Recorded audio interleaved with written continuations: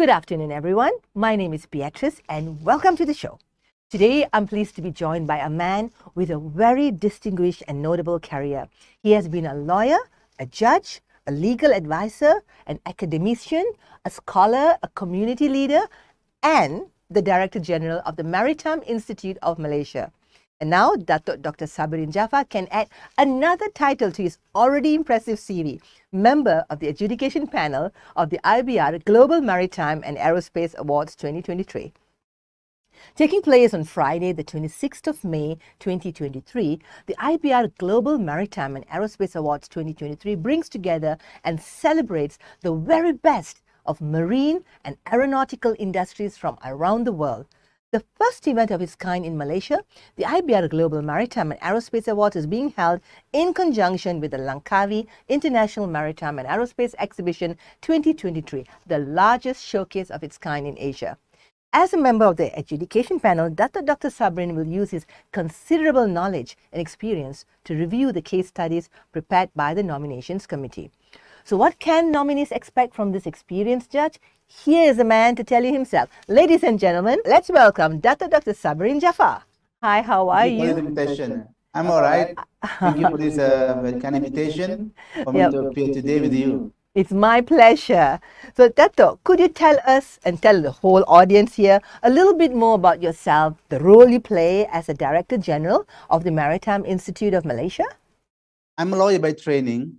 I spent about 30 years in the government service.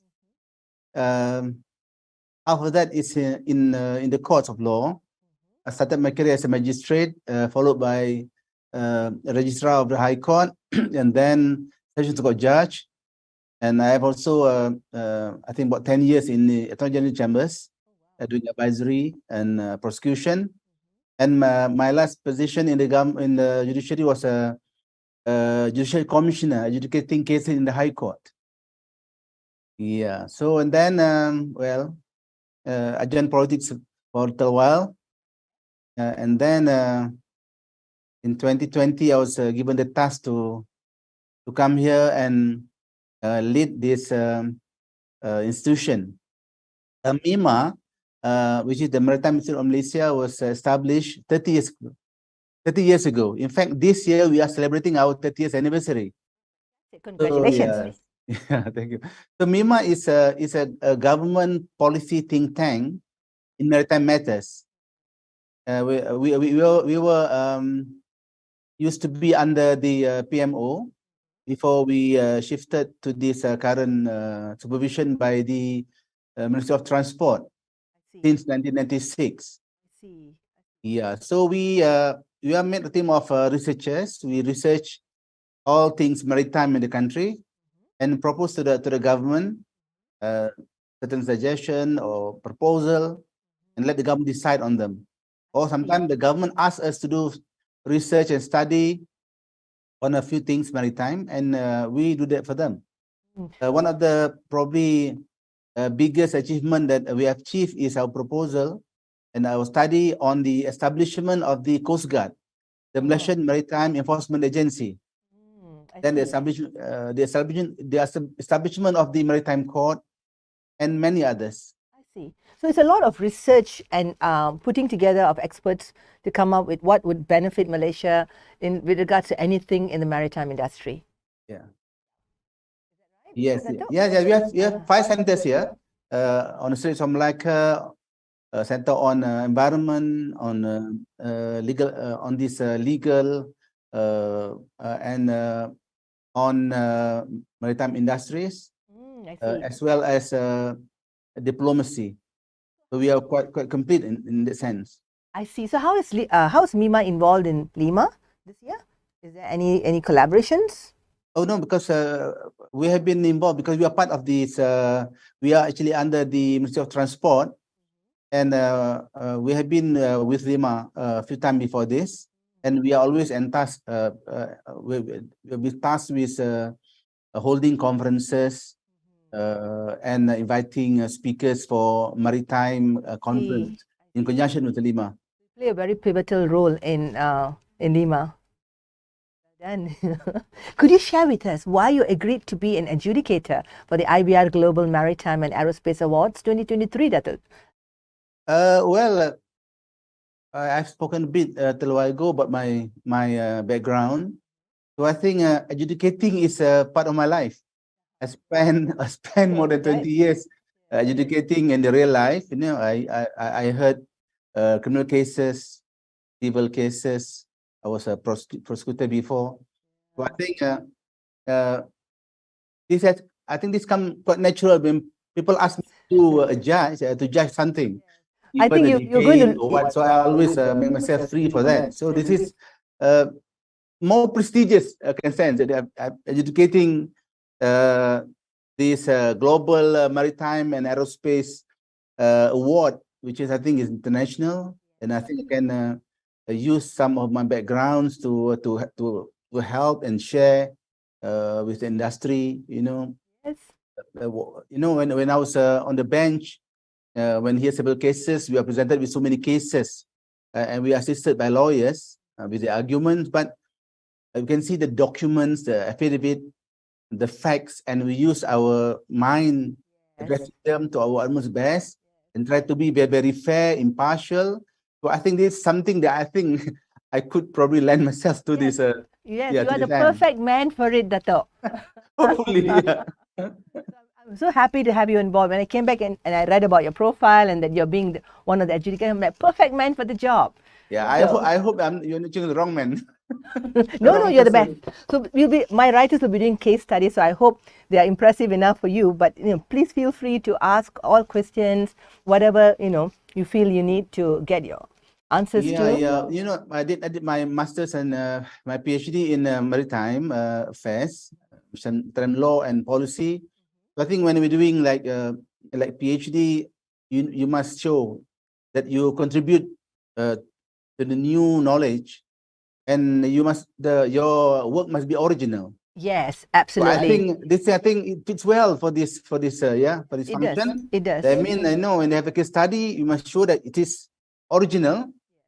It contributes to new knowledge, new Yes. frontier, and I think could assist a bit, Yes, it helping will. other panelists to we can collaborate together and discuss what will. to get the best outcome. It will. Yeah, as I said, Dato, you're the best man for the job. So I have a question. In your opinion, how can the award benefit players in the maritime and aerospace sectors? Well, I think this is quite natural for every one of us to be rewarded, to be evaluated since our primary days. And when we go to kindergarten, we do something good, and the teacher give us 1 star or 2 stars, 3 stars, and then we go to my school. Yeah, we good exam result, and we are given, present by school, and we go on, till the end. So I think it's quite natural for us, that we like to be appreciated. It That we do. incentivizes, it gives us the additional Yes, the drive to push incentive, further. yeah. So I think talking about the maritime context or this lima, I think it will help, the industry, the people to work harder, to strive for excellence. Yeah, to try to come up with something new, original. Yes. Yeah, at least, to innovate something, to improve something, I think. So at the end, it's good for the betterment of the industry and the future of the country as a whole. Yes, I agree. It's something to look forward to, something that Yes, you work hard, and then at the end of the day, and you work smart, and then you've got something to attribute, a recognition of all the efforts put in. Betul kan, Dato'? Yeah, betul, betul. So as a member of the adjudication panel, what are your aspirations for the awards? How do you want to see it grow? Because this is the inaugural award show, because this is the first time we're having something specifically, an award specifically for the maritime and aerospace industry. So, and you are the first team of adjudication panel, you and a few others. So as a member, what are your aspirations for the award? How do you want to see it grow? Well, first I want to see the quality, to improve from time to time. I want more proposal, more case studies to be studied and analyzed by us. and from that we can improve the industry and see where are our weaknesses, what are good things that we can improve. So I think this as a whole will trigger, the economic development of the country, the industry, maritime, aerospace. I think Lima has been pivotal in this, and I think this award should be perpetuated, and people know that, like Lima, we know every 2 years we'll go to Langkawi for Lima, and if this award is one of them, I think all the participants will have that, that feeling that like Grammy Award, we have that, Academy Awards that those in industry would like to know, if we don't get it this year, we can improve next year. Hope that we can strive better, and probably the next time to come that we could win the award. Yes. Something to cherish, or something to, I think it's something, yeah. I agree. How do we get more companies from the shipping industries, shipping sector? How do we get more companies to participate, to know about it? Because it's new, so we want people to know that they can send in their nominations, and that we can write the case studies for them, so that you can be you can look through. But because is there any way you think we could get more companies to participate from the shipping, from the maritime sector? I think everyone in shipping maritime industry, they know about Lima. I think when you just add this to the Lima's program, naturally will know. And of course, there will be some curiosity to know who get this award this year and who's going to win it next year. I think that will come natural. I think it's by word of mouth, publicity. They would like to know there's something to win for this. Not only going there to witness the show, watching the aircraft flying. So I think this is something. I think to me, it will come, naturally.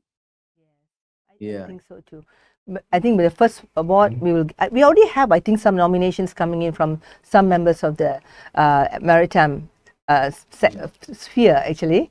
We're looking for more. Hopefully, Mima would like to compete next time. Sorry? Mima also would like to I think Mima should join the fray. Yes. No, this is not a competition, Datuk. This it's okay, award is basically, we do not want to make a competition. It's like every entity, even for example Mima, there's something unique and special about the way Mima has done what it's done to have an impact for the nation with regards to the maritime industry. So that is what we do the case study about, and that's what we want, like someone like you to go on stage receiving an award and saying, we are the best because we do this. That it's just the kind of recognition, So maybe in time, then we'll have to get Mima involved too as a recipient. This time, you're an adjudicator panel. Yeah. What your last words before we leave? What is your wish for the whole thing for Lima? What do you want to say to the whole world? What do you want to say to the whole world about coming to Malaysia, to Lima, and to be a part of the IBR Lima Awards?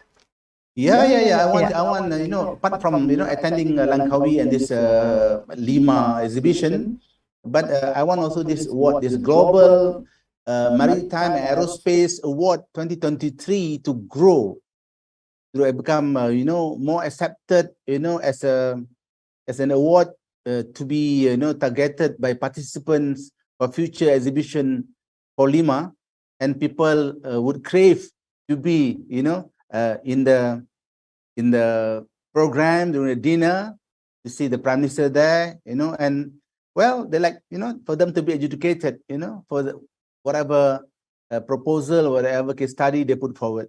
So we have reached the end of today's show. But before I go, nominations for the awards are now open.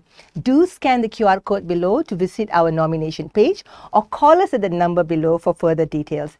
Thank you everyone for tuning in. Thank you, Datuk. Thank you, Datuk. Patrice.